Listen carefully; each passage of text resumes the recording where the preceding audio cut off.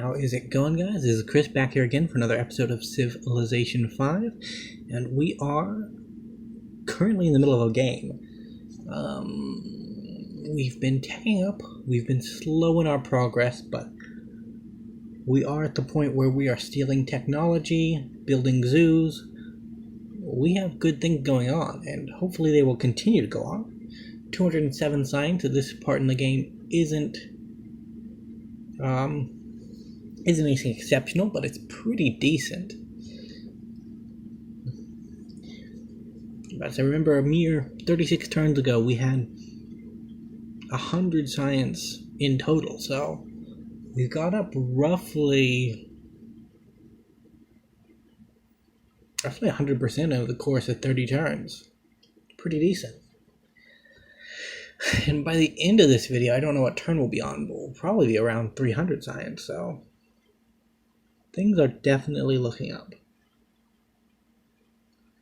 Don't know what direction the game will head in the future, but we can say with certainty that we are not a bit player, at least at the moment. We will become a powerful nation that demands respect. How we get there, a little questionable, but we will get there. See, there are Moroccan troops on my border, and I don't like that. We just caught a glimpse of them as we scrolled by, but I don't trust the Moroccans. They seem a little shifty to me. Like, they're the most powerful player in the game, yet they want to be our friends? Doesn't make much sense, does it?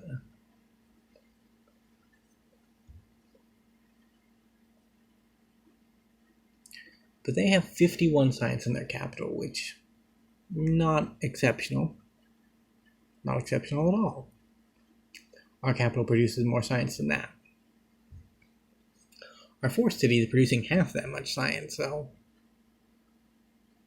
we're doing good things.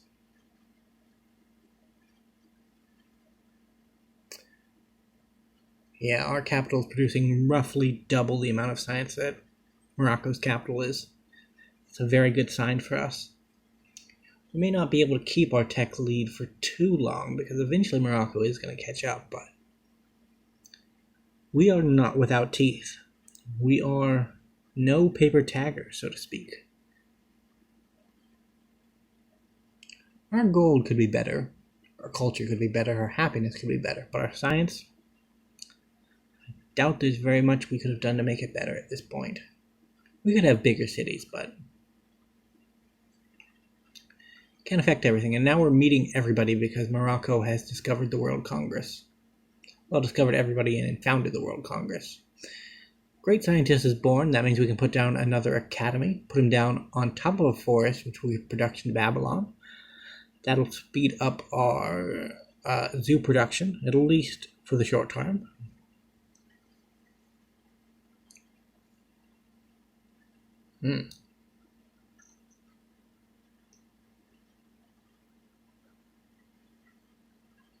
Yeah.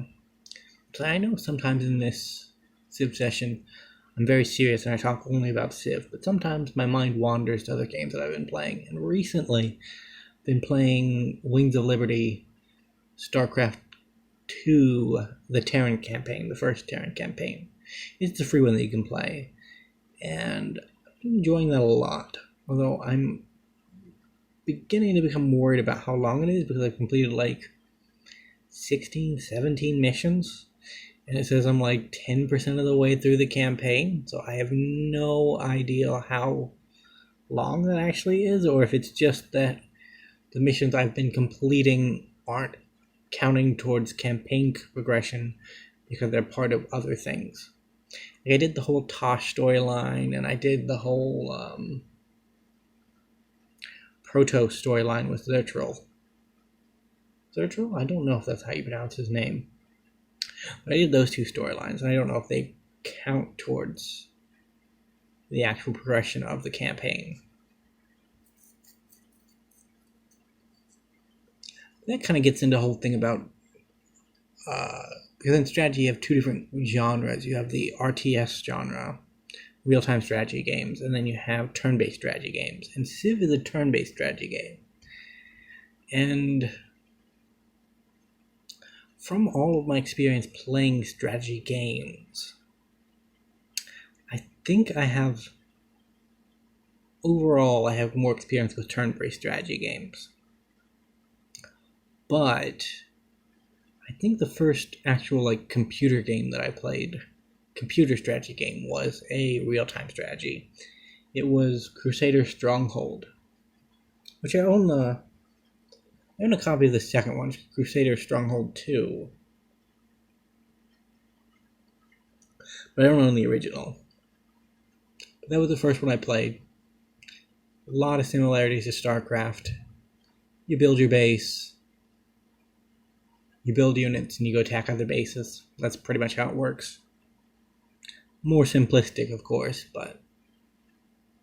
well, simplistic in some regards, more complex in other regards. Like the economy aspect of StarCraft is a little more simplistic than the economy of the Stronghold games. Because in the Stronghold games,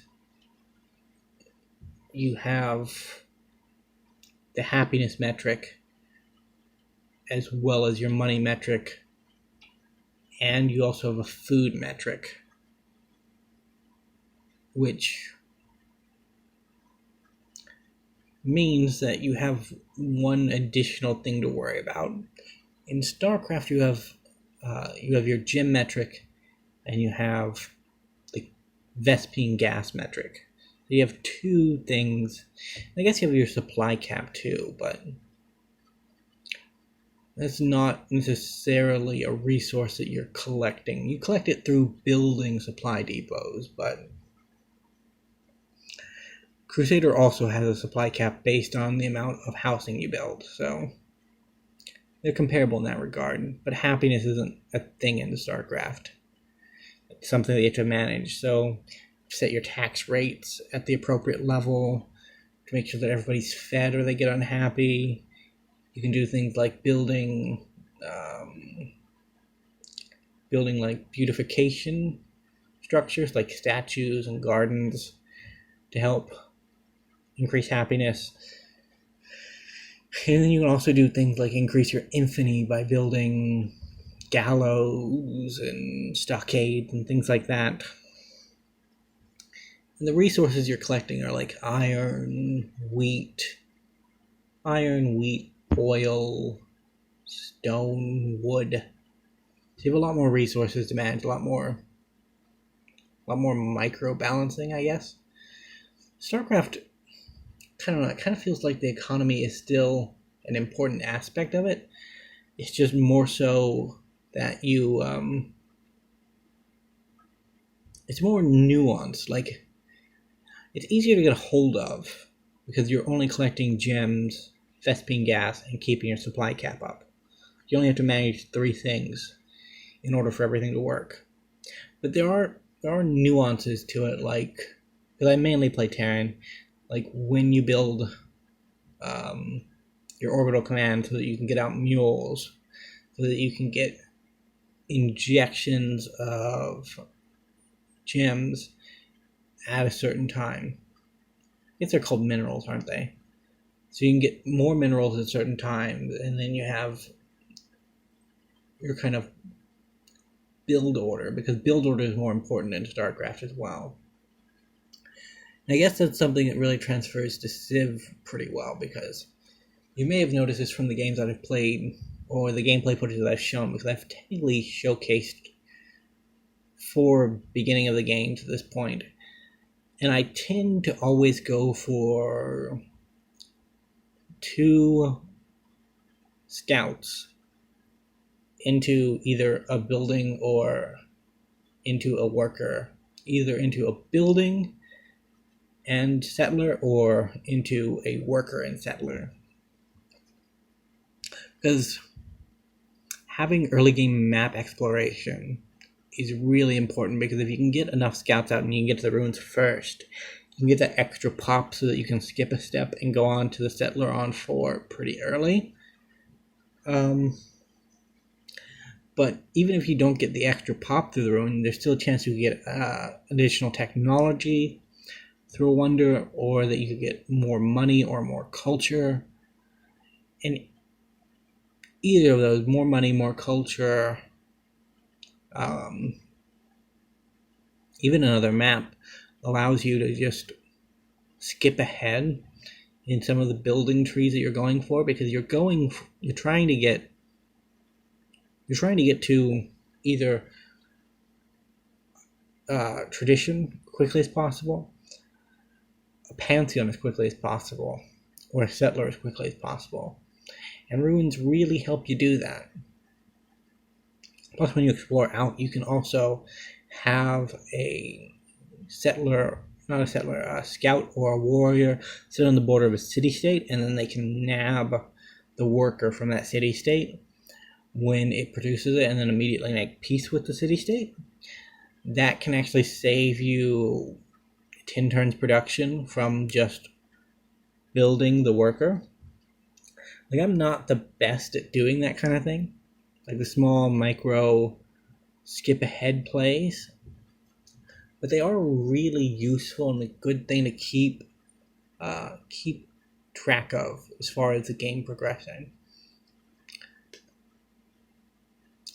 So between the 3 strategy games I've talked about so far, we are playing Civ, and we are working our way towards a wonder. Actually, the first wonder of the game, the Porcelain Tower. We are hinging our bets that nobody else has opened up the Civic and decided that they want that wonder. If we can get it, we can put down another academy. It's actually a little late in the game to be putting down academies, but we want the long-term science production as opposed to the burst science production. One of the, let's say, great scientists present an interesting question as far as how you're going to play out the game, at least in Civilization 5, because they have 2 functions as a unit. They can put down an academy, which provides 8 base science on whatever tile that it is.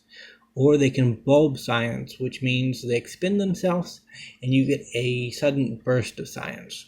That sudden burst of science is based on a formula that the game calculates out that's based off your last 10 turns of science production. So one of the Civ strategies for great scientists is to basically stop putting them down at like around turn 100, I think, and just have them sit around your capital. And then 10 turns after you get up your research labs, you bulb all the great scientists at once to either reach, I don't think it's globalization, but it's either you go for science techs that provide spaceship parts, or you go for the tech at the top of the tree that provide double tourism. And by having them all around 10 turns after you get up that last science building, they'll be based off roughly what your highest science production throughout the game will be. So you'll get the most amount of beakers out of them as possible. That strategy is a little bit contingent on you being able to save up great scientists. Sometimes you'll have enough faith by the end of the game that you can just buy 2 or 3, and that'll be good enough for the push that you need to get to the late game techs. But otherwise, you'll want to actually have some of your great scientists serve the function of being academies. I think it's good to have a mix. Although I have had successful games where I basically bulbed most of them.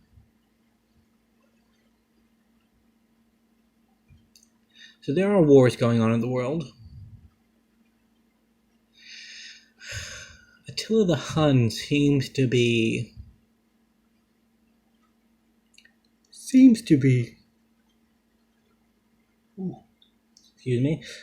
the one that's been taking over a lot of places, which is not good. Morocco is also showing some worrying signs, having 3, 4, 5 units in our border. They also had, I don't know if I'm imagining it or if it's something that will happen, but I also recall them having a piece of siege tech in their capital, which generally when the AI builds siege tech, it means they have the intention of attacking somebody close by. So we're only 5 turns off the porcelain tower. We should be fine on that. Get an embassy with America. Washington's actually a pretty decent civ to have around. He's a little expansive, which can be annoying for settling new cities, but he tends not to betray you as easily as some of the other ones. At least, oddly, that's how I feel from my urban legend experience with the game. But I do know there are variables behind that. Like there are variables that determine whether or not a civ will go to war, whether or not it will backstab somebody, and whether or not it will try to forward settle you, or whether or not it sees you as someone that's forward settling it. So we're just upgrading some units to make things to make our defense look a little bit more sturdy. Yeah, some of those background numbers are part of the reason why India, the Civ, became such a meme in the Civilization games. Because one of the hidden numbers behind the AI is aggression, and one of the odd quirks about it was I don't remember what Civ game it was, but there was basically they made Gandhi a leader and they set his aggression like 1 or 2. But then they also had a civic in the game that basically reduced a civ's aggression by 2 or 3. And because of the way the system was coded, it meant that Gandhi's aggression got reduced because he would always choose democracy, which I think was the civic. And when he chose that civic, his aggression would drop below 0, but because it couldn't drop below 0, it kind of... I don't recall the correct word or phrasing of this, but instead of going to -2, it went to 256. So he just became psychotic. And that's how you get the whole Gandhi nukes everybody meme. They kept it around because it was kind of a funny mistake on their part. And it didn't really... didn't really hurt anything. I guess it kind of hurts the image of Gandhi, but nuke-wielding Gandhi is a precious treasure of the Civilization games, and we can't forget that. So we're going to get a zoo in Nippur next turn. That should be good for us. We're actually moving our way up the leaderboard, which is nice to see. 433, not too bad. Science hasn't gone up that much yet, but part of the reason why it hasn't gone up so much is because we're having to divert our citizen management in order to ensure that we have defenses in case we get invaded, and to ensure that we don't lose out on the porcelain tower. Because it's very likely that Morocco has the tech. It's just contingent upon whether or not he has the necessary civic. So we got another great scientist. We're going to put it down as an academy.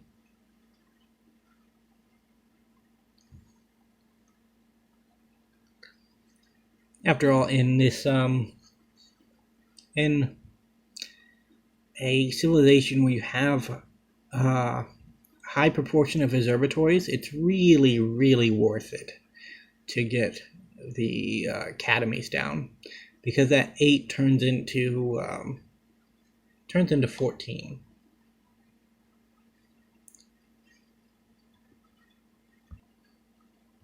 So just mainly trying to protect ourselves here. It's a good thing that Gandhi is not in this game, because he would be a threat to the stability of the world.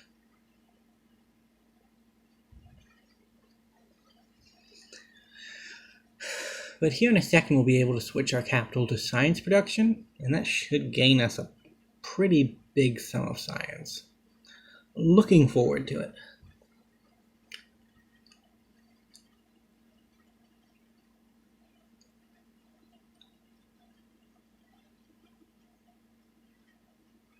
So we just have our scare tactics over on the border with Morocco. Have our troops line up in case they decide to go for an attack. They probably won't, but having a force nearby is worth it in order to ensure we don't get into any trouble. If you can actually... Oh, we got the porcelain tower. That is a good sign. It'll be another academy down. It's actually a decent place for one, too. We'll lose the 1 production, but we'll gain the 8 science. That's not too big of a loss for us.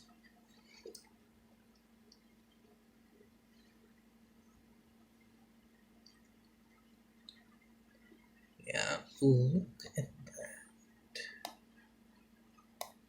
293. It's pretty decent science for turn 145. Is that 293 or is that 233? Oh, we switched back over. I see. 293. So when we're on science production, we lose roughly 60 to 70 science when we switch over to, what do you call it? Production focus. It's a pretty sizable loss. But that Southern Academy is within the range of... I think it's within the range of our 3rd city. So I guess we could have it worked by that city. Yeah, no, actually 2 of the Southern Academies are within the range of the 3rd city. So that could add an additional 30 science to that city when needed. So we could switch our capital to like food focused and then have our other city work science.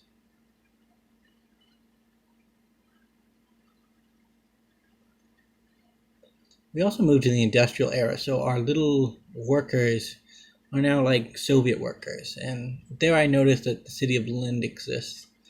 I don't really like Lind existing so close, but Sweden has not proven itself to be a threat to us, so I don't mind if they pick up that luxury.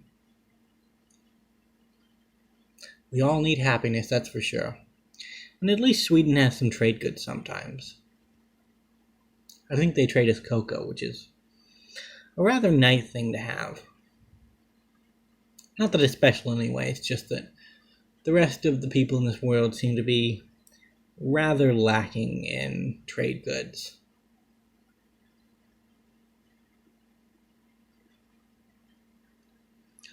Like, luxury deals are something that you really want, but sometimes the AI is just not that competent at getting them up in time.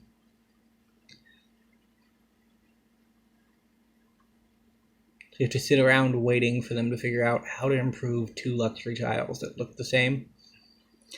It's a little nerve-wracking or annoying sometimes, but overall it's not too bad.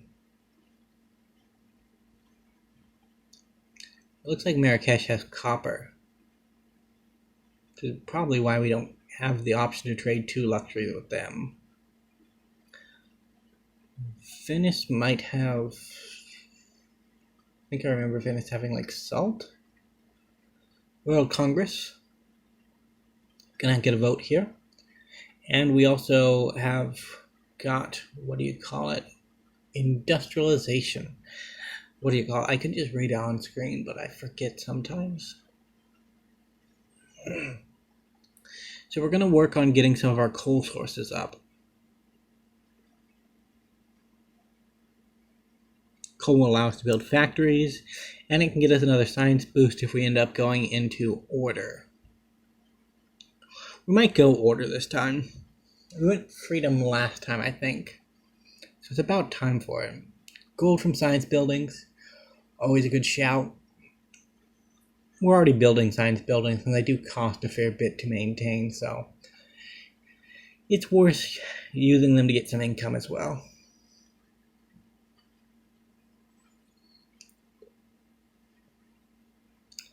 Here I was thinking that maybe I could trade some votes in order to get the host bonuses removed from Morocco, but unfortunately I don't have any diplomats in anybody's capital, so I can't actually trade votes. And there isn't really anybody who has enough votes to accomplish the goal that I'd want anyways. I need one of the people with 3 votes to vote for another person with 3 votes, and then for me to also vote for them, which would take a lot of corralling in the World Congress to actually make that happen. So we've actually hit the 5-minute mark for this video. This one is 1 minute over, so 26 instead of 25, but that's all well and good.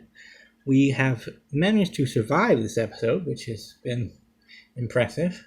We will be friends with Washington because I don't want to be friends with George Washington. But I've been to his house at Mount Vernon before for a college trip. Fun experience. Really interesting place. Get the chance to see it, you probably should. But yeah, George Washington. Ramses. Right here I'm looking at tech. So basically you can calculate the number of tech somebody has based off the number of their technology when you look over them in the score screen. I believe each tech is worth 4 points, so if you have 112 and somebody else has 116, they have 1 more tech than you. We have 164, which means we have a 3rd place actually, which means that Ramses, I think it was Ramses, ended up, either Ramses or the Incan leader.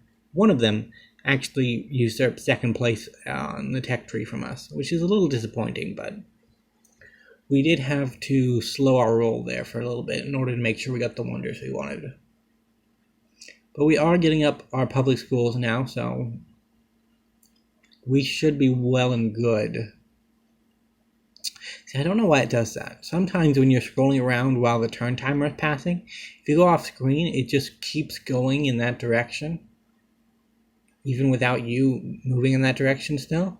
It's a little bit of an odd quirk of the Civ UI that I haven't quite figured out yet, because I don't remember it ever doing it before. But, who knows. So we're working our way towards the coal up there. We'll buy the tile when our turn comes in.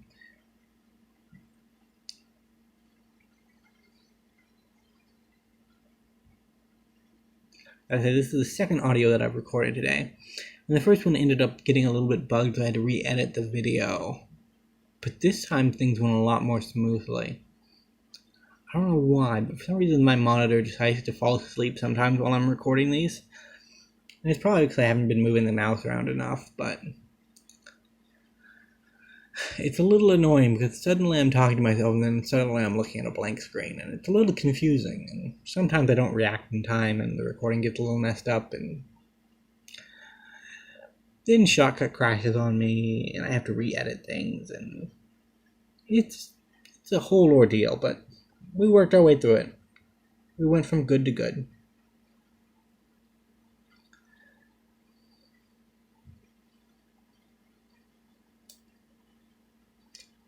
$240. Our science has been a little inconsistent, but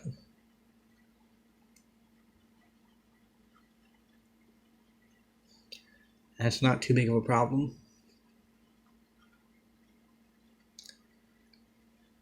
We can always get the upside when we need it.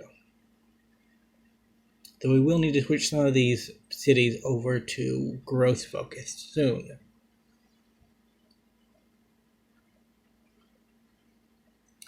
$14 pop's just not going to cut it into the late game. And with this public schools, we do want as much population as possible. Although I'll probably switch over to science focus for the immediate, because I do want to show off how much science we can produce here. And if we can propel our way towards research labs, or I guess in this case we're actually going to be propelling ourselves towards artillery.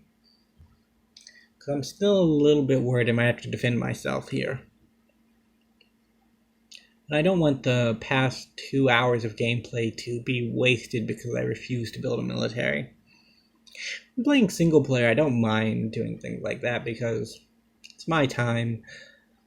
If there's a diminishing return, it's not that big of a problem.